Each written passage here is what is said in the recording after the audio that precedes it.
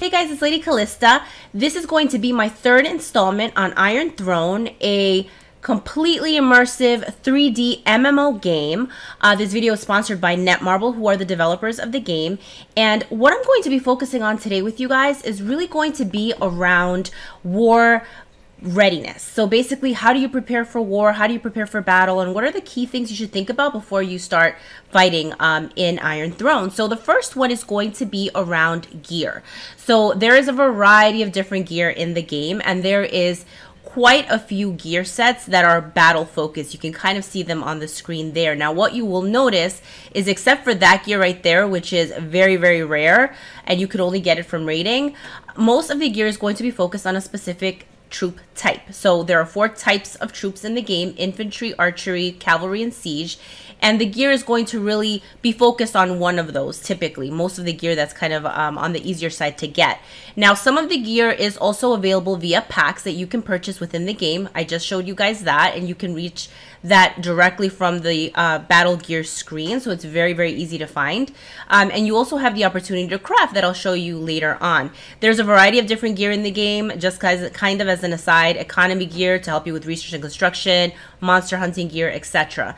Now we're going to go back to kind of, you know, what is it like to fight right in this game. And we are going to use our strongholds, which are basically non-playable characters in the game. You can search for them the same way you search for monsters. We're finding a stronghold that we can battle against, and it basically will act in this example for us like if it was a character, like if it was another player that I am going to attack. So the first thing that I'm going to do is I'm going to scout. And you can see here I'm scouting the stronghold. It's quite far away, and you saw me use something that is going to speed my scout over to the stronghold much faster than normal. So there are speed ups in the game. The next thing that I want to show you guys is what the scout report looks like. So what is the purpose of a scout report? Well, it's going to tell us what resources does that player have. It is also going to tell us, more importantly, how many troops they have. And you can see that I can't necessarily yet see the details behind that, but I can see at a high level kind of their troop count, and that's going to tell me whether or not I have a chance. Now, where I want to spend some time with you guys is talking about this kind of attack readiness screen, and kind of the key things that I want you to keep in mind. So the very first one is the hero that you're going to send to attack. Please, please, please do not send a research hero or an architect or a construction hero. You want to make sure you're sending your battle hero that is basically going to help your battle stats. The next thing is going to be around managing your buffs. So there are buffs in the game that can either increase your hero stats or your troop stats. And then lastly, you also have the opportunity to figure out how many of each type of troop you want to send.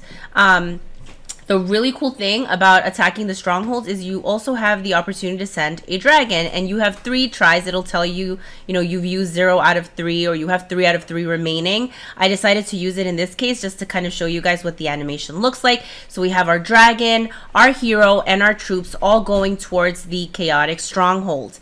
Now I'm going to again show you guys, I'm going to use speed ups in this case to try to get to that stronghold much faster. Now in the case where this is a real player, I typically like to basically teleport right next to them, because really the element of surprise in this game is paramount. The element of surprise is going to make sure that you actually get your kills, that you're able to, you know, grab some leaders, that you're able to steal some resources.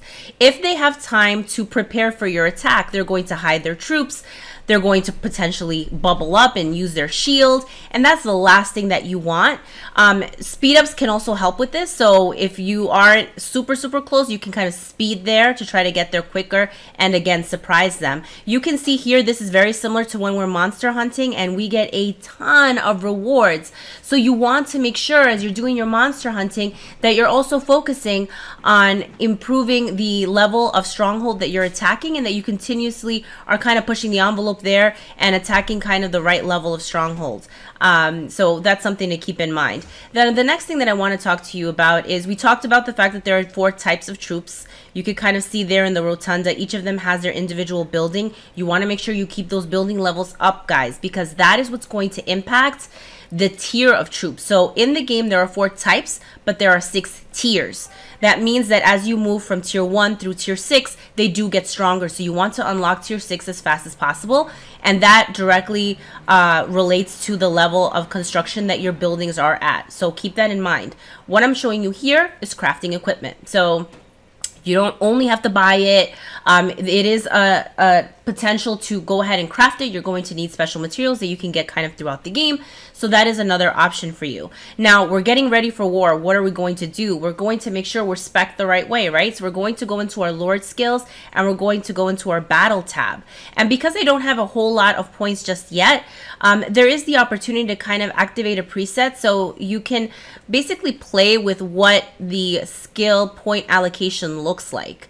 In the academy, though, from a research perspective, what you're going to notice as we move from left to right is certain types of troops are going to need to be researched to get to the next type. So what that means is I always recommend that you do not overly focus on siege. You can have very little siege in your castle, but I typically never focus on siege at all. But you're going to notice that the way that this research tree is built, that you have to absolutely do some siege research to be able to get to cavalry, for example, that's off to its right. So that's something to be mindful of. Now, as you're going through that exercise, please do not feel the need to max out the research for all of those, right? So I don't recommend maxing out siege. I recommend doing the bare minimum to unlock the next research box off to the right, and that usually will work out really well.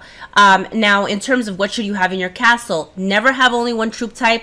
This game is really kind of fluid, and people are always going to try to counter whatever you have in your castle. It's always good from a defensive perspective to have your basic 3 tiers of troops: archery, infantry, and cavalry. And then when you're attacking, because as you saw, the gear does focus on a specific troop type, it is fine to go ahead and focus on maybe 2 troop types to be really strong, and then the third one that isn't quite as strong. Hopefully this was helpful. Again, this is Iron Throne. Great game. Let me know if you have any questions or comments down below, and thank you so much for watching.